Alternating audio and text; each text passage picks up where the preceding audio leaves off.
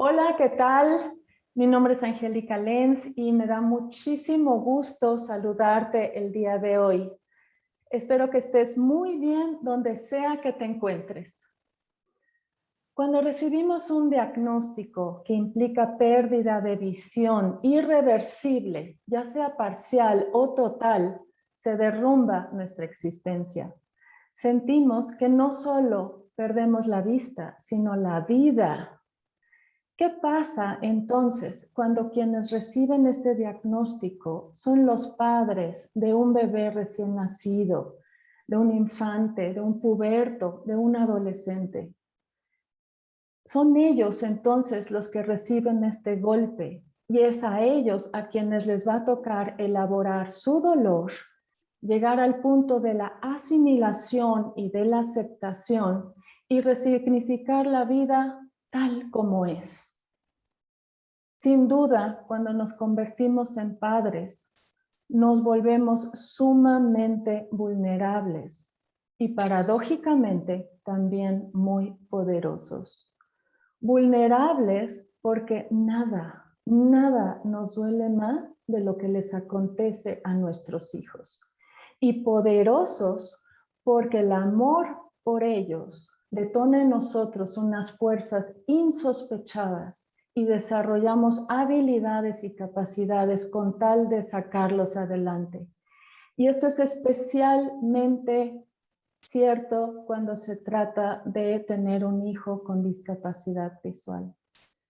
Hoy está conmigo una mujer muy especial que sufrió y vivió este golpe hace 37 años, cuando nació su bebé prematuro. Se trata de Angélica Ochoa. Angélica tiene estudios en antropología e historia y también en desarrollo humano, pero sobre todo es terapeuta y consteladora familiar sistémica. Tiene su consulta privada y lo que también hace es algo hermoso, que es facilitadora de un curso en milagros.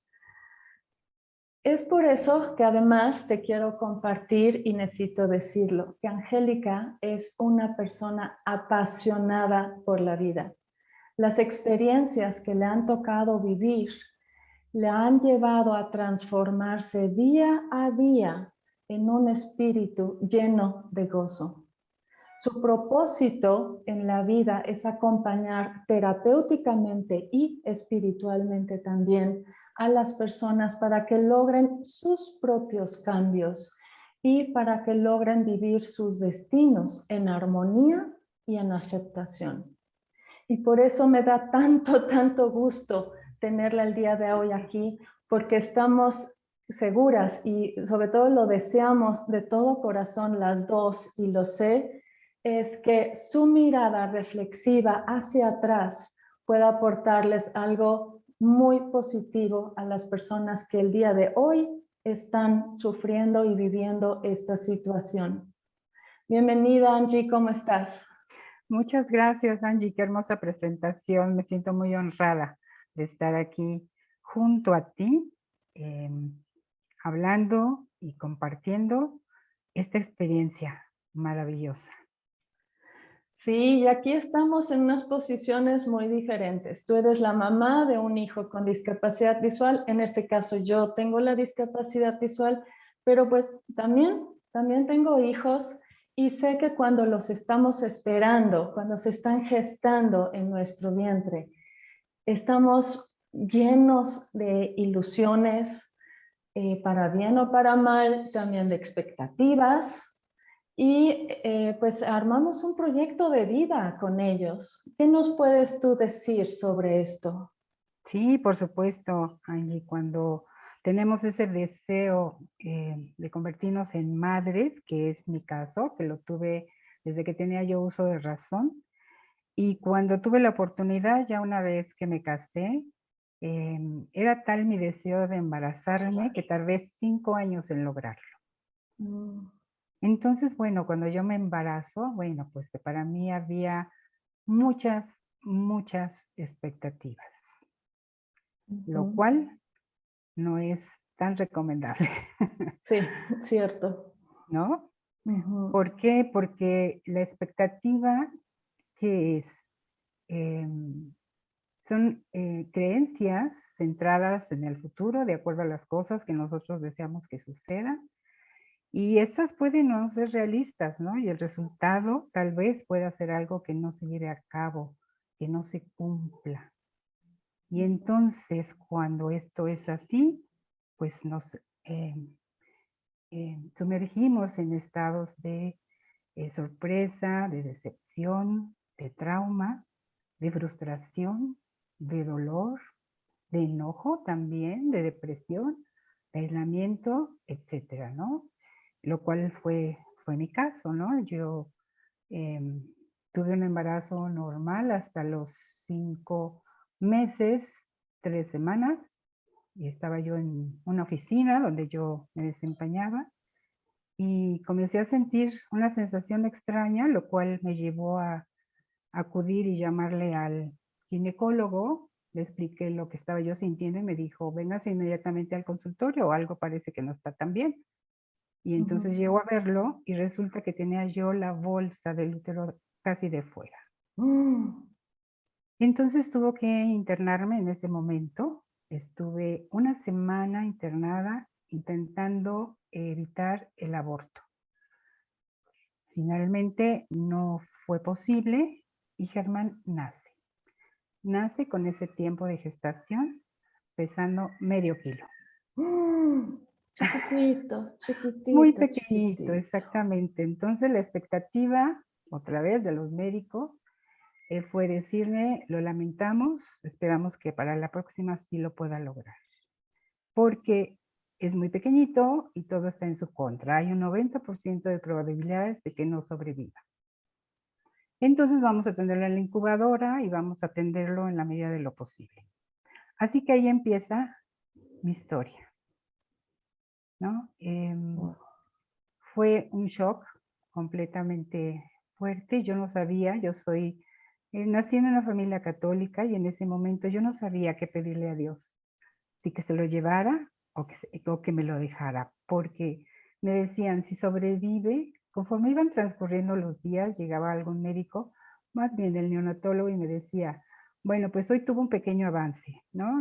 Le bajamos no sé cuántos milímetros al oxígeno o este, desarrolló tal infección. Entonces, bueno, era un estado constante de consternación, de frustración y de mucho dolor. Entonces no sabía yo qué pedirle a Dios por eso, ¿no? Si que me lo dejara o que mejor se lo llevara. Entiendo. Y entonces los dos permanecimos juntos. A mí me dieron de alta y tenía yo que regresar todos los días, 3 veces al día, para poderlo amamantar a través de una sonda. Y ahí estuvimos 3 meses. En esos 3 meses yo tuve la gran oportunidad de conocer por primera vez lo que era la discapacidad. En mi mundo interno y externo no existía, Ujú. no existía. Y una vez que estuve ahí en el hospital, bueno, el neonatólogo me decía, existen todos estos riesgos de que tu hijo contraiga. Uno, de quedar ciego. Otro, de que tenga un daño cognitivo, ¿no? Otro, de que probablemente alguna de sus extremidades no pueda mover. No sabemos realmente cómo va a sobrevivir y cuáles van a ser las secuelas. Entonces eso para mí fue completamente nuevo y al mismo tiempo abrumador. Ya lo Sin creo. embargo, ahí en el cunero y en el hospital tuve la oportunidad de empezar a conocer gente que tenía toda la experiencia en este tipo de situaciones. Entonces, pues las enfermeras, los médicos me fueron acompañando hermosamente. Tuve la oportunidad de conocer incluso a una mamá recién parida también, al mismo tiempo que yo judía, que al enterarse de mi caso, me dijo, yo voy a venir a darte todos los días 3 biberones de leche porque sé que no alcanza con lo que tú estás aportando. Y todos los días durante 3 meses conocí a ese ángel hermoso que me ayudó en esa parte. Y ahí empezamos a vivir esta experiencia, ¿no? Entonces, bueno, Ujú. eso de las expectativas, es algo que solemos hacer, no solamente con los hijos, sino en general con todo, ¿no? Entonces, pues ahí tenemos que aprender, bueno, yo aprendí, ¿no? Que tenemos que aprender a vivir en el presente y aceptar lo que va surgiendo, ¿no? Por supuesto. Pero bueno, eso lo aprendí mucho tiempo después. Entonces, así iniciamos, Angie, esta, esta experiencia, ¿no? Este camino de vida que a mí me ha traído aprendizajes tan profundos en todos sentidos. Cuando llegamos a casa, el cuarto del bebé que se había preparado con mucha anticipación para recibirlo, pues se encontraba vacío. Entonces, bueno, esa situación me tomó llevarme tiempo en poder sobrellevarla.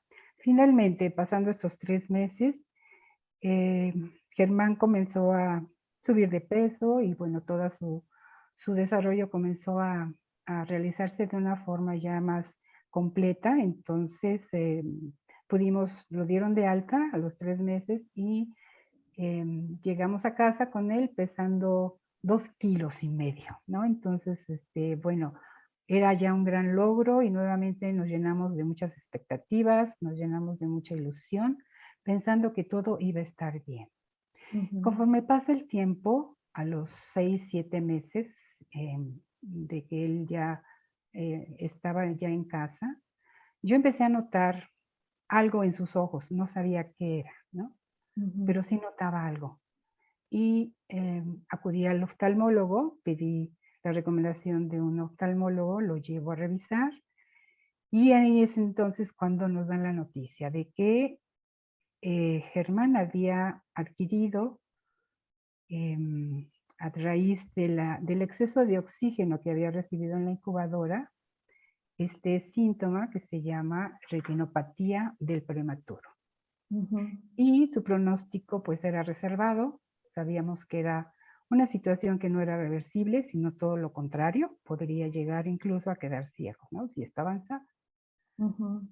Entonces, bueno, esta fue el segundo golpe, ¿no? Después de esperar que no sucediera nada y que todo caminara adecuadamente, pues bueno, nos encontramos con este diagnóstico, que fue devastador. Yo comencé a esperar pues el apoyo del papá, ¿no? En ese sentido y el papá estaba verdaderamente devastado. Fue un golpe para él, creo que el golpe más fuerte que él ha recibido en su vida. Entonces, bueno, nos encontramos verdaderamente ante algo en el cual nosotros desconocíamos completamente de qué nos estaban hablando. En esa época, pues no, hace 37 años no existía el internet, no existía nadie que nos orientara a un grupo de apoyo, absolutamente nada. Libros al respecto, por supuesto que no. Ni el mismo oftalmólogo tenía la menor idea, ¿no? Además, aparte de que, bueno, se suponía que era un oftalmólogo capacitado, ya era mayor, tenía toda la experiencia, sin embargo, nunca nos quería dar ninguna esperanza al respecto, por el contrario, nos decía, esto ya es irremediable y bueno, pues vamos a ver con el tiempo hasta dónde puede ver, hasta dónde no, y en fin. Entonces, bueno, así comenzamos la vida con él, ¿no? Cuando esto sucede, ahora yo lo puedo ver con mayor claridad y es lo que quiero compartirles, ¿no? Los padres tratamos de buscar responsables, tratamos de buscar culpables, ¿no? Y esto lo hacemos como un mecanismo de defensa con el propósito de ocultar nuestras emociones que son encontradas, ¿no? Y muchas veces nos paralizamos por miedo a no saber cómo enfrentar la situación. Y entonces lo que comencé a vivir aquí fue un proceso de duelo sin que yo lo supiera, ¿no? ¿Cómo es este proceso? En primer lugar, surgió en mí esta negación, ¿no? No es posible que esto me esté sucediendo, no es posible que esto le esté sucediendo a nuestro hijo, como una reacción, ¿no? Se produce aparejaba un estado de shock o de embotamiento emocional e incluso cognitivo. Yo no tenía la menor idea de qué era lo que tenía que hacer. Siempre había en mí este deseo de hacer siempre algo bien, de hacerlo lo mejor que pudiera, pero no sabía cómo. No contaba yo con recursos de ninguna clase. Ujú. Entonces entré en esta negación, ¿no? De decir, no puede ser, esto no me puede estar pasando, tiene que haber otra manera, a lo mejor podemos encontrar otra otros diagnósticos, otros médicos, em, tratamientos, tal vez con magia, tal vez con, no sé, tantas cosas, ¿no? Y nos Claro. dedicamos a buscar por fuera infinidad de cosas que no nos sirvieron absolutamente para nada. Y entonces entro en un proceso de ira, ¿no? Tenía yo muchísimo enojo. Em, Esta ira va asociada a sentimientos también de frustración, de impotencia, con respecto a la propia capacidad de modificar las consecuencias de esta pérdida, ¿no? Ujú. Esta frustración que conlleva, pues, a la aparición de enfado y como sucede en general, ¿no? No solamente durante este momento, sino a partir de, ¿no? Ujú. Em, y buscar atribuir la culpa de esta pérdida a algún factor externo, ¿no? Que Ujú. no tuviera que ver conmigo, que no tuviera que ver con el papá. Em, y este proceso de duelo implicó superar la frustración y el enfado, ¿no? Que se relacionan con intentos psicológicos naturales, pero fútiles, de que nuestro estado emocional y nuestro contexto se mantengan pues iguales antes de la pérdida, ¿no? Entonces, entramos en mucho enojo personal y hacia afuera, ¿no? No Ujú. queríamos que nadie se acercara a nosotros, no queríamos exponer al niño, no recibíamos visitas, nos aislamos y nos culpábamos. Ujú. Entramos en esta etapa de tú eres culpable, no, tú tienes la culpa, en fin, un proceso que no nos ayudó absolutamente, ¿no? Ujú. Después entramos en la etapa de la negación, ¿no? En donde, como dije hace ratito, las personas guardan la esperanza, ¿no? De que nada cambie y de que pueda, y que algo puede influir de algún modo en la situación, ¿no? Ujú. Entonces, comenzamos a buscar otro tipo de opciones de tratamiento. Nos fuimos incluso a los Estados Unidos. Alguien nos recomendó acudir al Junstein Institute en Los Ángeles, California, que tenía los mejores especialistas oftalmológicos. Nos lo llevamos ahí cuando él ya tenía 2 años y medio y nos Ujú. ofrecieron ahí realizar estudios y una cirugía que prometía ser muy esperanzadora. Ujú. Gastamos dinero que no teníamos con el propósito de cambiar la situación. Metieron al niño al quirófano después de estar ahí residiendo un mes, le practicaron estudios, meten a Germán al quirófano y a la hora lo sacan. Y nos dicen que ya habían comprobado que ninguna cirugía le funcionaría. Ay, ay, ay. Ay. Y entonces venimos de regreso. Y entonces entramos en un estado de depresión, ¿no? Que es la siguiente etapa del duelo, ¿no? Ujú. La depresión. Sí. ¿No? En este periodo, pues empezamos a asumir de forma definitiva la realidad de lo que estaba sucediendo, la realidad de la pérdida, Ujú. pues generando los sentimientos de tristeza, de desesperanza, junto con otros síntomas, ¿no? Típicos de los estados depresivos, como el aislamiento social, la falta de motivación y afectando, por supuesto, nuestra relación de pareja profundamente. em, y En ese estado permanecimos muchos años, hasta que em, a mi vida llegó pues la necesidad ya de llevar a Germán a una escuela por la edad que tenía. Yo tenía 4 añitos, una cosa así, y entonces se me llega la información de que existe una escuela Montessori que podría ser una opción para que recibiera a Germán, porque me había dedicado a mm, preguntar por las escuelas de la zona, en dónde podría yo meterlo para que iniciara su proceso escolar, ¿no? Ujú. Recibiendo pues un portazo en la cara, ¿no? Diciéndome que no se aceptaban niños ciegos o con dificultades visuales. Para ese entonces Germán se desarrollaba bastante bien, jugaba, parecía que no se tropezaba con las cosas,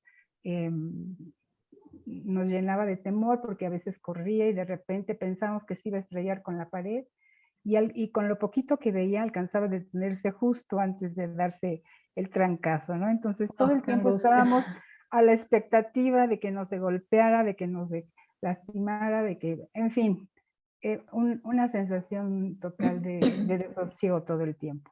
Ujú, Y entonces, bueno, dije, bueno, ya es momento de que entre a la escuela y comience a hacer su vida y empiece a desarrollarse y ver qué pasa. ujú. Entonces acudí a 3 escuelas diferentes donde me dijeron un no rotundo, por la responsabilidad que eso implicaba para ellos y porque no tenían gente especializada para tratarlos. Y entonces llega a mis manos la información de que hay una metodología educativa que se llama Montessori, en donde probablemente pudieran aceptarlo. Me dediqué a buscar escuelas por la zona y encontré afortunadamente una escuela Montessori muy adecuada en donde aceptaron a Germán inmediatamente, dijeron, claro que sí, lo aceptamos, va a entrar en esta nueva sistema educativo y ustedes también, ¿no? Ese era el requisito, que nosotros también aprendiéramos de qué se trataba la filosofía Montessori y poder entonces darle a Germán la oportunidad de que socializara y que se desarrollara en un ambiente escolar mucho más suave y amoroso para él, ¿no? Entonces, Ujú. fue así como él permaneció en lo que se llama, en lo que era el kinder, ahí en Montessori se llama Casa de Niños, que son 2 años y medio, después entró a toda la primaria, ¿no? En donde este encuentro con esta filosofía, con María Montessori, realmente nos dejó y aún permanece en mí este aprendizaje, este primer aprendizaje enorme para poder cambiar mi manera de ver a Germán, ¿no? Una de las frases de María Montessori que quiero compartirles dice lo siguiente: ayúdame a hacerlo por mí mismo, ¿no? Es una parte importante de la educación Montessori. Ujú. Otra dice, cualquier ayuda innecesaria es un obstáculo para el desarrollo. Qué Y frases tan importantes en el caso de la discapacidad. exactamente. Ujú. Y la última dice, cuando un niño se siente seguro de sí mismo, deja de buscar aprobación en cada paso que da. Bajo esta filosofía fue que nos fue dado el cambiar nuestra manera de mirarlo, ¿no? Dejar de sobreprotegerlo, dejar de pensar que él no iba a ser capaz de hacer muchas cosas. Y por el contrario, ahí em, descubrimos todas las capacidades que él sí poseía, ¿no? Sí, es Entonces, que sí es muy cierto. Cuando nos enfrentamos con el mundo de la discapacidad, al principio estamos completamente abrumados, pero cuando entendemos que discapacidad no significa incapacidad y reconocemos los potenciales que hay, ahí cambia totalmente la visión al respecto. así es, totalmente. Esa oportunidad tuvimos ahí. Germán fue un niño muy querido ahí por todos sus compañeros, un niño muy respetado sobre todo, muy respetado, muy incluido. Y bueno, nosotros al estar inmersos en esta comunidad también aprendimos muchas cosas relacionadas con los padres, ¿no? La función de los padres con los hijos. Y bueno, eso a mí en lo personal me ayudó a dar un brinco enorme en mi vida, ¿no? Eso es algo que siempre voy a agradecer. Es uno de los recursos. Lo puedo incluir como un recurso que a mí me ayudó de manera personal para empezar a elaborar el dolor, ¿no? Em, Ahorita que mencionas lo de los recursos, sí quisiera como hacer una pequeña pausa porque hace un rato mencionaste que tú te sentías totalmente sin recursos para afrontar esta situación. Aparte de este que acabas de mencionar, ¿de qué otros recursos te pudiste agarrar o descubriste que tenías tú internamente o externamente que te ayudaron en todo este proceso que tú viviste como persona, como Ujú. madre? Sí, claro que sí, Angie. Uno de los que me ayudaron muchísimo fue el decidirme a entrar a terapia, porque a raíz de esto mi vida personal dio un vuelco y mi vida de pareja dio 3 vuelcos. Ujú, Entonces era demasiado abrumador para mí. Entonces una muy buena amiga me dijo: "Angie, lo que tú necesitas es un acompañamiento terapéutico. Es demasiado lo que estás, sustentando, queriendo sostener". Entonces fue que tomé esa decisión, ¿no? Entonces acudí a terapia ujú, y bueno, fue, maravilloso estar ahí para poder verme por primera vez en la vida, para poder, encontrar las respuestas, ¿no?, que yo necesitaba encontrar para poder salir adelante. ujú, Ese sería como mi segundo recurso, ¿no? El tercero, mi encuentro con la espiritualidad. Yo estaba muy, muy enojada con el Dios en el que yo creía y bueno, no quería yo saber nada absolutamente de él. Sin embargo, me encuentro con un camino espiritual posteriormente, unos años después, en el cual hasta la fecha em, me ha regalado el don de mirarme como realmente soy, de mirar a mi hijo como realmente es y no como con los adjetivos, ¿no? Que em, o los juicios, ¿no? Que ujú, solemos elaborar, ver la vida de otra manera y completamente rescatarme de mi estado emocional en el que me encontraba. ujú, También el poder mirar el aprendizaje, ¿no? Que ujú, conlleva esta experiencia.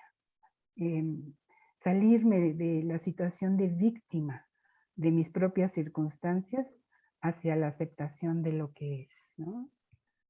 Y tener esta capacidad de observar día con día todos los avances que sí se daban con Germán, conmigo, con mis decisiones, con la vida, con todo lo que nos rodeaba, ¿no? ujú. Con rescatar también todas las situaciones que él sí podía realizar, ¿no? Como por ejemplo, le gustaba mucho hablar y explicar cosas que él investigaba de los animales, le encantaban, Wow. a él le tocó la época de los dinosaurios, ¿no? Cuando salían muchas revistas y había mucha información sobre los dinosaurios. Y Ujú, entonces se dedicó a indagar y a investigar todo acerca de ellos y un día fue invitado a dar una conferencia en el Museo Nacional de Historia Natural para hablar sobre los dinosaurios y fue tan wow. simpática su participación que lo invitaban, cada mes había como un ciclo de conferencias anual para niños y una vez al mes él iba a participar porque tenía unas ganas, un potencial de hablar, de explicar, y si no sabía contestar a las preguntas que le hacían en las conferencias, él las inventaba y la gente se las creía, ¿no? Entonces Qué bello. era muy divertido. Y así como eso, bueno, ver todos los avances que sí poseía, ¿no? Y que en este espacio le permitieron salir a la luz, fue realmente, em, fue encantador, ¿no? Entonces, el poder tomar esta postura de observar simplemente, ¿no? Tomar distancia, una distancia saludable, ¿no? Como mamá, para Ujú, no, para no, ¿cómo decirlo? Para no impedir su proceso, ¿no? Ok, entonces, bueno, eso es lo que puedo compartirte como algunos de los recursos de los ujú. cuales yo me tuve que agarrar, ¿no? Para resurgir. Sí. Sí, qué hermoso. Y perdón, te interrumpí porque estabas en tu relato y te saqué de No, no, tu no, hilo. no, para nada, todo tiene que ver, Angie, para nada. Entonces, Ujú, todo esto, bueno, él después sale de la escuela Montessori, al terminar la primaria, pasa a una escuela secundaria, realiza ahí la preparatoria también. Entonces, bueno, el cambiar de tipo de educación, de sistema educativo, en él afortunadamente no le hizo mella, se pudo adaptar bastante bien.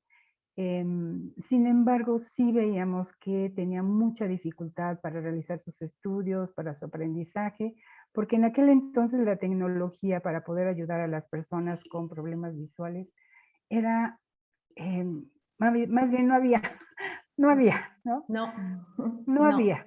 Entonces, bueno, yo me dedicaba con él a leerle los libros, a apoyarlo de la mejor manera posible. Y fue así como logró terminar la secundaria y la preparatoria. Cuando él termina la preparatoria, nos dice, mamá, papá, yo no quiero seguir estudiando, para mí es muy desgastante, me esfuerzo demasiado, no quiero seguir con esto, ¿no? Entonces, ok, bueno, entonces, ¿qué quieres hacer? Pues yo quiero ser músico.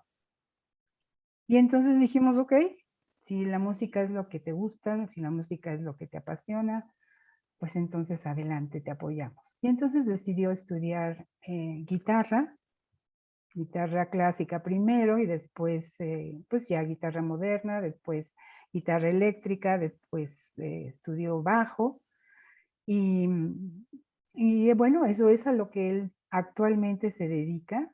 Ujú, Em, no comenté que cuando él tenía 6 años de edad, yo tenía mucho miedo de volverme a embarazar. De hecho, el papá de mis hijos me pidió que no nos volviéramos a embarazar. Mi ujú, ginecólogo me dijo: "De ninguna manera, tú tienes que vivir otra experiencia diferente, porque ese es tu primer embarazo, tu primer hijo, y no te puedes quedar en la vida con esta experiencia nada más. Tienes que ujú, tener otro hijo". Y ujú, entonces decidí desobedecer a mi pareja y dije: "Pues sí, me embarazo". Y ujú, entonces me embaracé. Y ujú, entonces tuvimos a José Eduardo, que es el hermano de Germán, que bueno, también ha sido una luz en nuestra vida. Él claro. nació de parto normal, tuve un buen embarazo, con mucho cuidado, por supuesto, pero muy buen embarazo, me hicieron cesárea y dimos a luz pues a un bebé, digamos, normal. Ujú, Entonces, la compañía de este hermanito para Germán y para mí y para el papá fue también un recurso que nos ayudó muchísimo, muchísimo, porque pudimos disfrutar también la otra experiencia, ¿no? Y entonces ellos han crecido como muy buenos hermanos a pesar de que se llevan 6 años, se ujú, quieren mucho, se apoyan mucho, y bueno, el más chico también decide estudiar música, él es ujú. compositor musical, y entonces entre los dos se complementan y trabajan juntos actualmente. Y bueno, eso es pues a grandes rasgos de lo que les puedo compartir de lo que fue mi experiencia con Germán, ¿no? Entonces, no sé si quieran indagar algo más, Angie. Híjole, pues muchísimas gracias por compartirnos todo esto y sí, me surgen varias preguntas basándome en puntos que tú mencionaste. Hablaste sobre la sobreprotección. Ujú, La cuestión, yo creo que todos los padres por instinto protegemos a nuestros hijos, pero cuando los vemos tan vulnerables y en una situación difícil, con limitaciones, con dificultades, la tendencia es sobreprotegerlos. ujú. Llegar a este punto, a este balance entre permitirle experimentar, pero protegerlo, yo creo que es algo sumamente difícil. Yo no me lo puedo imaginar. ¿Qué nos puedes decir de esto? Sí, por supuesto, Angie. Fue muy complicado encontrar un punto de equilibrio, ¿no? La sobreprotección, por supuesto que surgió en los dos, en el papá y en mí, automáticamente, ¿no? Y Ujú, además fomentado por los médicos, ¿no? Era tan pequeñito, pesaba tan poco y constantemente adquiría infecciones, ¿no? Entonces a cada rato estábamos en el hospital. Entonces imagínate, em, la situación de quererlo tener casi encerrado en su cuartito durante todo su primer año, ¿no? Entonces, así fuimos acondicionando el asunto hasta que llegó un momento en que dijimos, a ver, creo que estábamos exagerando, ¿no? Y sobre todo leí yo en algún libro que la sobreprotección era igual a rechazo. ¡Wow! Para mí eso fue muy fuerte. Sí. Dije, a ver, yo no lo estoy rechazando. Eso Ujú. era mi consciente, pero en mi inconsciente sí habitaba eso. Entonces en la terapia lo revisé y entendí que la sobreprotección es el exceso de cuidado y protección, ¿no? Por supuesto, por parte de los padres. Y que en los niños con discapacidad se debe al pensar que ellos no son capaces de aprender determinadas actividades o de sobrellevar cualquier situación que les y que si se los permitiésemos, ¿no? Les enseñaríamos a ser más independientes de los adultos y tal vez inconscientemente no queríamos eso, ¿no? Ujú. Es una sensación frecuente, sobre todo en las madres, ¿no? Por el vínculo que existe entre nosotras y nuestros hijos, ¿no? Sí. Aunque no quiere decir que los padres, los papás no lo experimenten, pero ellos también, ¿no? También pueden tener conductas de sobreprotección, pero se da un poquito más en las mamás, ¿no? Ujú. Entonces, bueno, además esta sobreprotección se da más en los padres que son primerizos, ¿no? Claro, Y, cierto. y obedecen a esta ansiedad por querer crear un mundo ideal para el primogénito, ¿no? O para el pequeño que tiene alguna discapacidad. Ujú. Entonces, esta sobreprotección tiene el objetivo de proporcionar al niño lo que él no puede hacer por sí mismo Ujú. y cuidarlo, entre comillas, del medio ambiente que le rodea, ¿no? Ujú. Que los papás pensamos que le rodea, ¿no? Porque lo vemos como amenazante, ¿no? Para él, ¿no? Entonces, es como ver a este niño pequeñito toda la vida, ¿no? Sin considerar su edad cronológica. Ujú. Entonces ahí lo que aprendí es cómo sobrellevar, cómo encontrar un equilibrio, ¿no? Entonces, primero que nada, reconocerlo. Primero tenemos que reconocer cuando estamos sobreprotegiendo a un hijo. Em, Saber que al hacer esto estamos impidiendo que el niño explore su mundo, ¿no? Em, Estamos impidiendo que él también le muestre al mundo quién es, ¿no? Y, y dejar de decirle o verbalizar las frases, ¿no? Que yo recuerdo solía decir, ¿no? No te metas ahí porque te puedes pegar. No toques eso porque está sucio. Con cuidado. No corras. No te subas a la resbaladilla. Espera que yo vaya. En fin, ¿no? Ujú. Son factores que impiden, ¿no? Que un niño pueda darse la oportunidad de descubrir su propio mundo, ¿no? ¿Y cómo podemos identificar cuando nuestro hijo está sobreprotegido? Pues por las reacciones que tiene. Normalmente los niños se convierten en niños tímidos, ¿no? Les cuesta alejarse de sus padres, sobre todo de mamá. Se sienten inseguros ante lo que hacen y ante la relación de ellos con los demás. Buscan la protección de quienes les rodean. Lloran constantemente. em, Se vuelven nerviosos, se vuelven solitarios, les es complicado relacionarse con otros niños de su misma edad y tienden a aislarse un poco, ¿no? A Ujú. veces incluso tienen dificultad en su lenguaje. Germán en sus primeros años, los 2, 3 primeros años, tartamudeaba, Mm. ¿no? Por lo Ujú. mismo, ¿no? Claro. Tienen problemas para comprender algunas cosas, ¿no? Em, el choque ante enfrentarse a su primer ingreso al colegio puede ser fuerte, ¿no? Porque empieza a compararse con los demás, y tienen baja autoestima, mm, en fin. Entonces, ¿cómo evitar esta situación? Entonces es primero tener esa confianza de permitirle al niño que pueda explorar su entorno, por supuesto que con supervisión, pero con distancia, ¿no? Lo ideal es que los padres lo acompañen en esa exploración para que pueda aprender con seguridad y se puedan crearles lazos más fuertes. Y así de esta manera brindarle más confianza y que pueda interactuar con el mundo, ¿no? Lo ideal es proteger, sí, no sobreproteger, ¿no? Esto se logra confiando en sus capacidades para relacionarse con otros, ¿no? Ujú. Y estimularlo, estimular al niño para que investigue y sobre todo hablarle muy claramente para que se relacione con los demás con seguridad, para que no se sienta relegado. Y,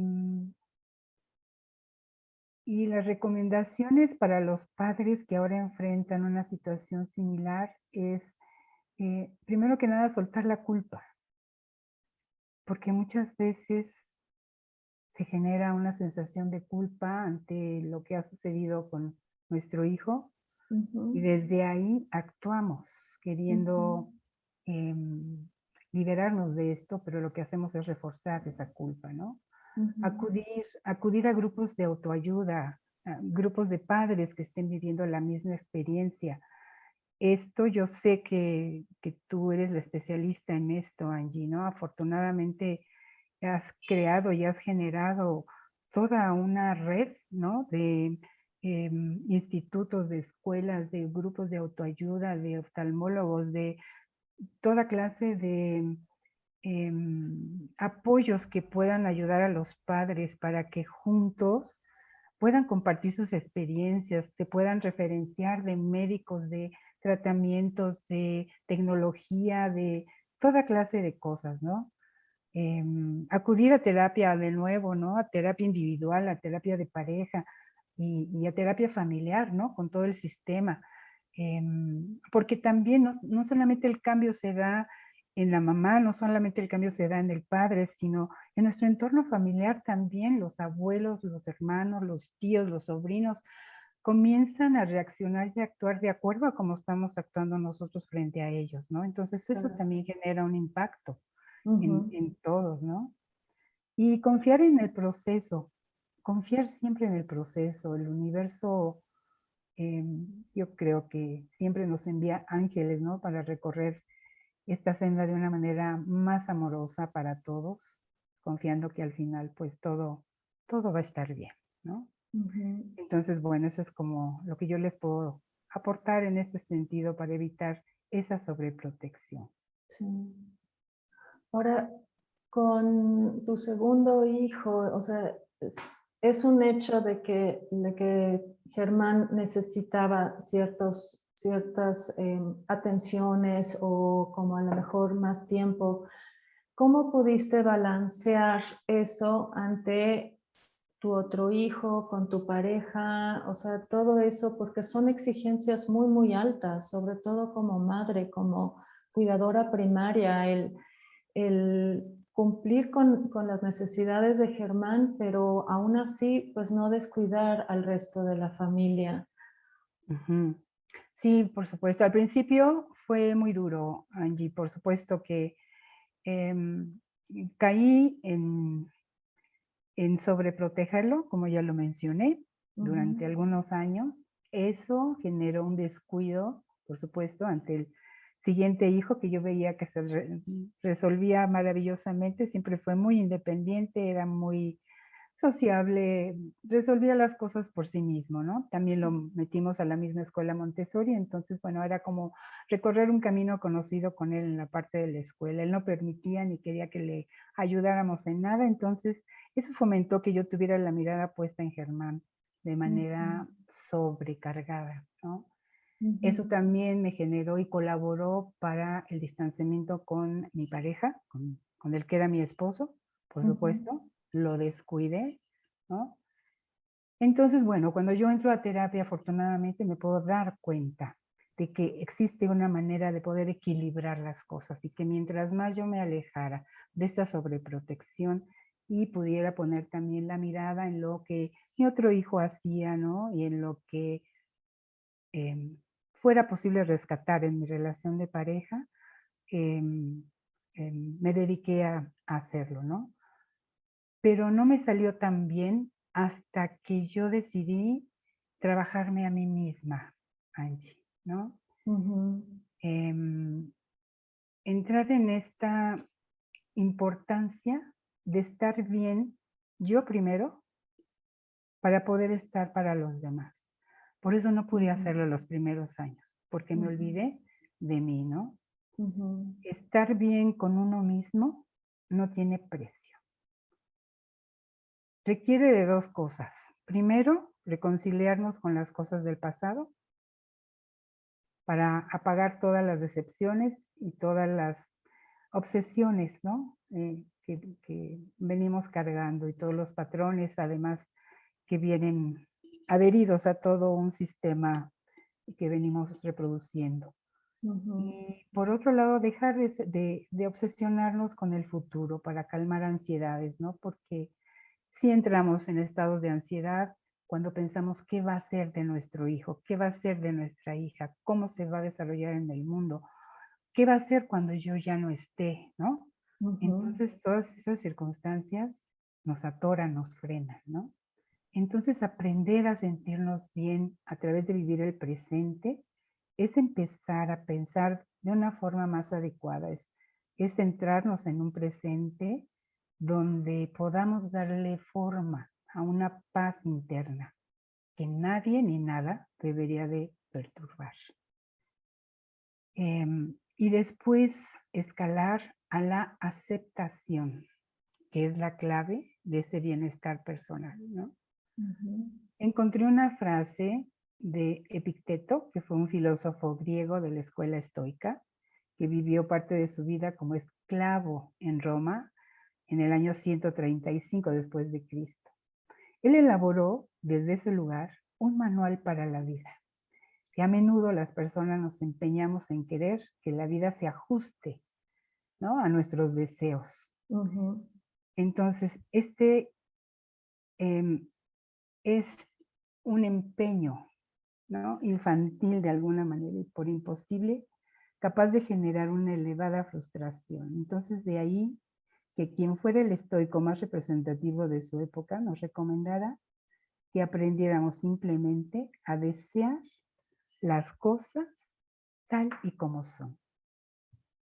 Eso me pareció muy profundo y tiene mucho que ver con esta parte, ¿no? De que la aceptación no es un sinónimo de pasividad ni de resignación. Requiere que realmente invirtamos nuestros esfuerzos en una serie de logros, ¿no? El primero que quiero compartirles es aceptar el lado negativo de las cosas tan pronto como suceda para tener la oportunidad de tomar el control y generar cambios. Es decir, es esencial que seamos capaces de percibir rápidamente nuestros pensamientos limitantes, nuestros pensamientos negativos, antes de que estos consigan dominarnos y dominar nuestros enfoques, ¿no? Entonces, cuando estamos ante un evento como este, en donde parece que la adversidad nos envuelve, en lugar de negarlo, primero tenemos que aceptar que ahí está, sí, y que está sucediendo. Nada más.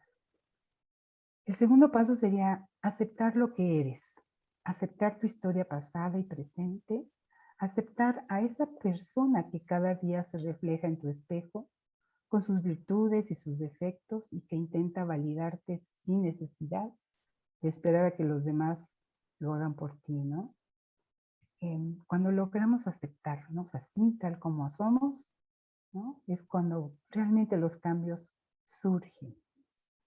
Y la tercera es comentar que la apreciación personal es un ejercicio muy útil, así como desconocido, ¿no? Porque todo ello lo podemos conseguir mediante una apreciación personal inteligente, es decir, sintiéndonos partícipes de cada cosa que hacemos y satisfechos con cada acto que llevemos a cabo.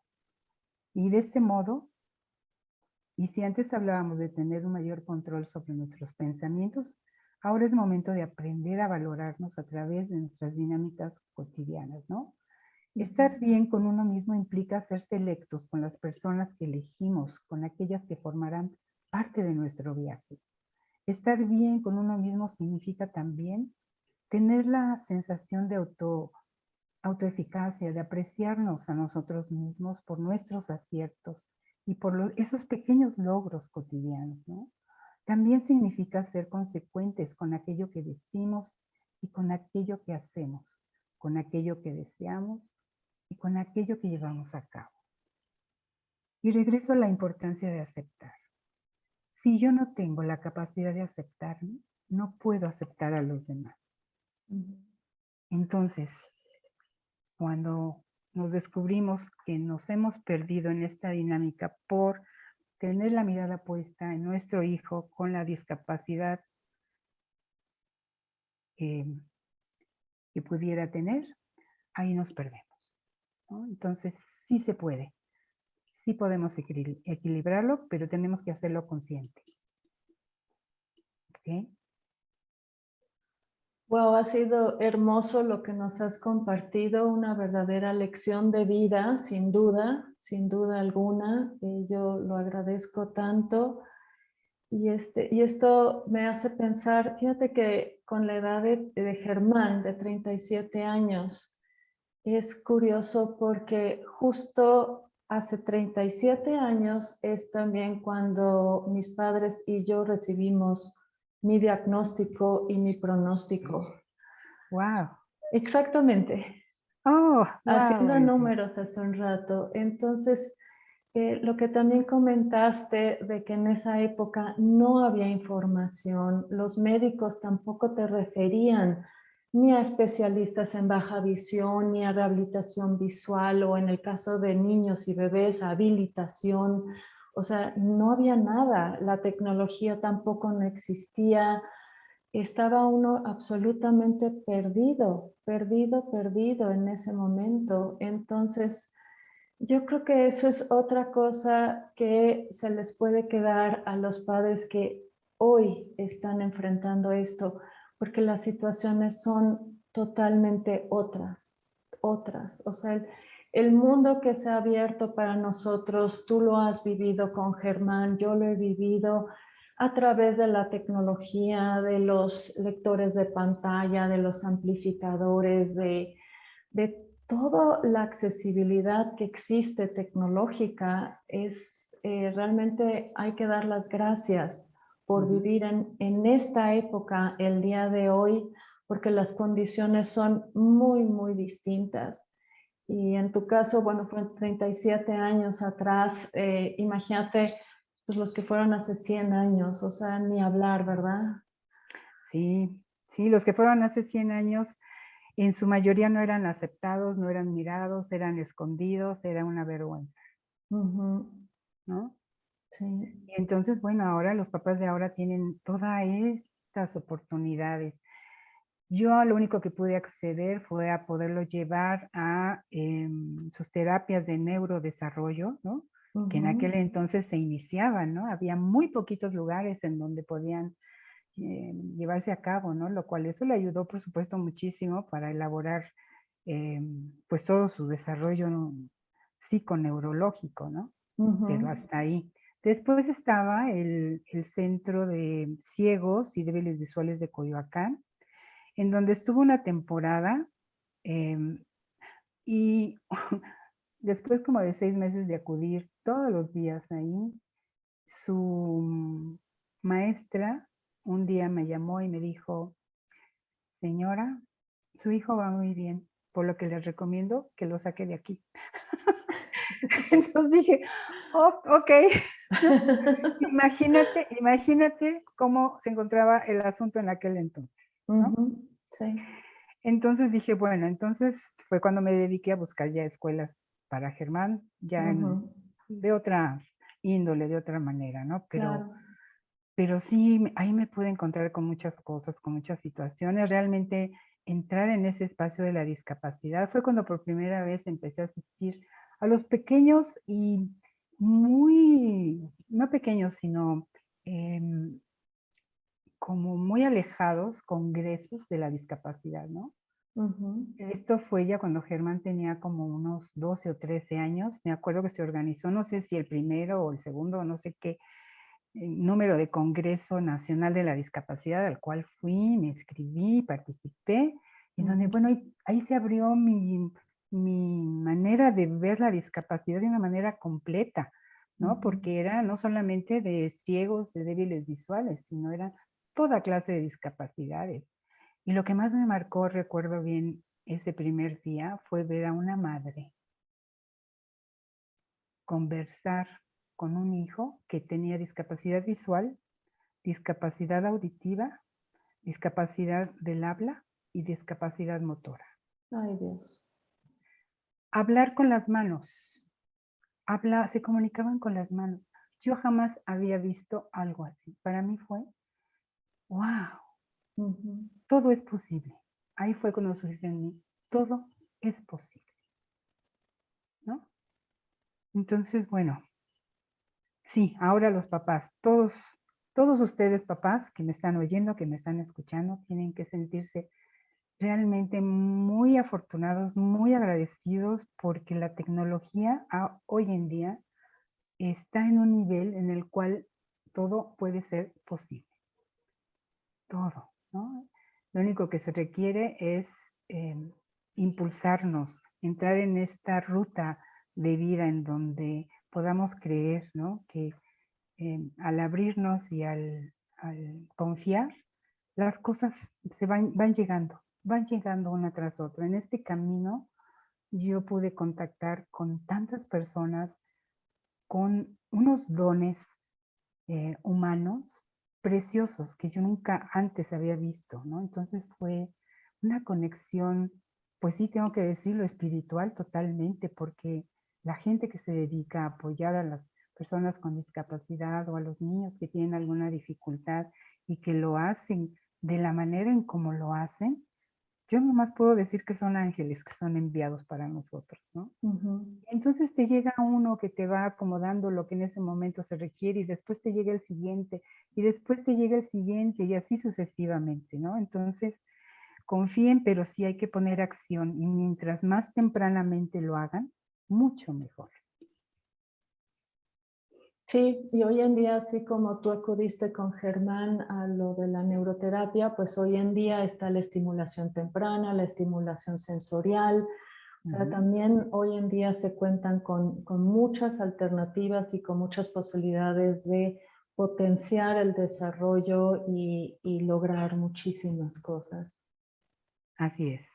Sí, El único límite es tu mente. sí, siempre digo eso, totalmente, totalmente. Así es, Angie. Y ahorita que mencionaste que las cosas se van dando, o sea, los ángeles van llegando, van aportando, vas encontrando los caminos y todo eso, que nada es casualidad, todo es causalidad. Lo mismo digo en cuanto a cuando tú entraste a mi vida. Yo te conocí principios en enero de este año 2021 y estoy convencida que no entraste a mi vida por casualidad, sino por causalidad. Y les comparto a todos los que nos escuchan de que rápidamente te convertiste en una guía y en una maestra para mí, aportándome muchísimo.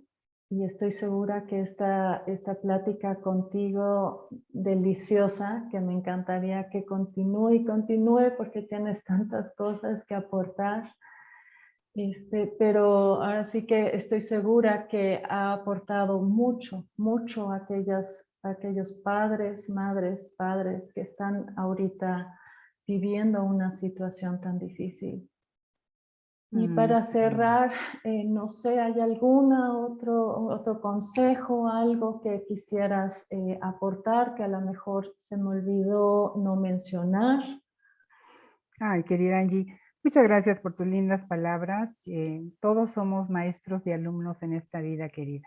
Entonces, sí, nuestro encuentro es una causalidad. Entonces, yo también estoy aprendiendo de ti, ¿no? Y sobre todo de la misión que tienes en este mundo, para ti, para contigo y para con todas las personas que requieren de tu asesoría, de tu consejo, de tu experiencia, ¿no? Entonces, estoy aprendiendo también mucho de ti. Ok, bueno, pues, ¿qué otra cosa les puedo compartir? Pues nada más subrayar que, como dijiste hace un ratito, ¿no? La discapacidad no es incapacidad, es reconocer más bien el potencial de las personas. Esta ha sido una de las cosas más importantes que yo aprendí, ¿no? Al salirme de este entrecomillado, es que Germán no puede hacer eso, es que Germán no va a poder hacer esto otro, ¿no? Y lanzarme a encontrar todas las capacidades con las que sí contaba, ¿no? Y encontré algunas frases que me gustaron mucho y que quería yo compartirles hoy, que son inspiradoras sobre la discapacidad, ¿no? Y una de ellas seguramente ya las han escuchado, yo no las había escuchado, pero me encantaron. Entonces dice una de ellas: la única discapacidad en la vida es una mala actitud. Si el mundo piensa que no eres lo suficientemente bueno, es mentira. La discapacidad no te define cómo haces frente a los desafíos que la discapacidad te presenta. Los prejuicios sí son una gran discapacidad. Deberíamos estar orgullosos de nuestras diferencias, porque en el fondo, ¿qué es ser normal? ¿Y qué es ser diferente? Puede que yo no sea muy listo, pero sí sé lo que es el amor. Aunque no puedo moverme y tengo que hablar a través de una computadora, en mi mente soy libre. Esta es una frase de Stephen King. La discapacidad es cuestión de percepción. Si haces algo bien, eres necesitado por alguien. Otra dice: creo que marcarse retos motiva enormemente. Demasiadas personas con discapacidad hacen de ella el factor dominante en sus vidas. Yo me niego a permitir que una discapacidad determine cómo vivo mi vida. No hay mayor discapacidad en la sociedad que la incapacidad de ver a una persona como más.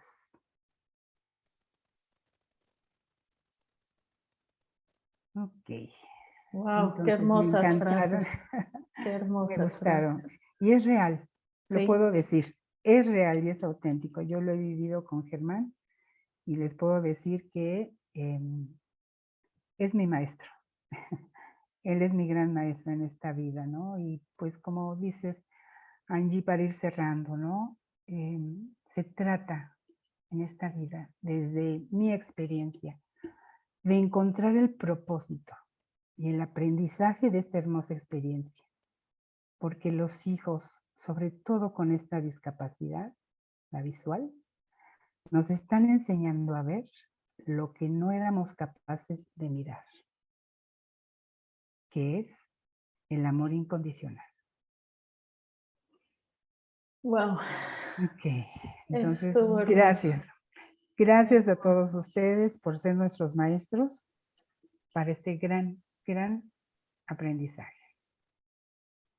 Gracias, Angie. Gracias por todo. Y para aquellos que a lo mejor quieran contactarte personalmente, ¿quieres compartirnos tus datos? Sí, claro, con mucho gusto, Angie. Muchas gracias. Mi celular es el 55 17 50 98 75 y mi correo electrónico es aochoaortiz@gmail.com y mi página es www.angelicaochoa.com. Ahí Súper. estoy a sus órdenes incondicionalmente. Me consta. Sí. Me consta. Sí. Ay, Angie, querida, pues son muy afortunados. Yo quiero añadir algo. Son muy afortunados todos los papás que están ahorita permitiendo que Angie pueda acompañarlos en estos procesos. En primer lugar, desde su lugar, ¿no? En el que se encuentra, como una, primero que nada, como un bello ser humano, como una mujer completa dedicada al acompañamiento de personas con alguna discapacidad visual, además de sus dones como escritora, como conferencista, como hija, como mamá, como hermana, pero sobre todo como un bello ser de luz que ha sido enviado con esta hermosa misión. Entonces, los felicito. Yo hubiera querido tenerla hace tantos años. Ay, gracias Tenerla a por mi tan lado. bello. Gracias, Angie, por tan bellas palabras. Muchas No, gracias. son ciertas. Bueno, Ok. pues te deseo todavía una muy bonita tarde.